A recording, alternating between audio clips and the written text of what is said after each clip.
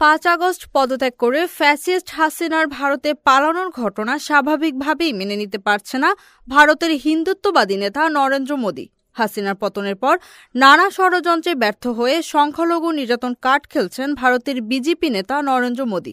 মূলত বাংলাদেশের সংখ্যালঘু নির্যাতনের ফানুস উড়িয়ে তা প্রচার করে মোদি ভারতে নিজের রাজনৈতিক অবস্থান পোক্ত করতে চাচ্ছেন।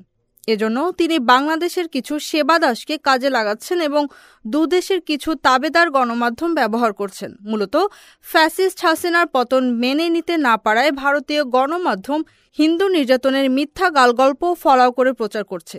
কিন্তু সাধারণ হিন্দুদের অনেকেই বলছেন মুক্তিযুদ্ধের সময় পালিয়ে যাওয়া হিন্দুদের ঢাকাসহ বাংলাদেশের বাড়িঘর জমি যেভাবে আওয়ামী লীগের নেতারা দখল করেছেন, এবারও সংখ্যালঘুদের ওপর আক্রমণের ধোঁয়া তুলে নিরীহ গরিব হিন্দু ধর্মাবলম্বীদের দেশ ছাড়া করে আওয়ামী লীগের নেতারাই তাদের বাড়িঘর দখলের পায়তারা করছে। তবে বর্তমান সরকার ইতিমধ্যেই হিন্দুদের নিরাপত্তা নিশ্চিতে সব ধরনের ব্যবস্থা গ্রহণ করেছে।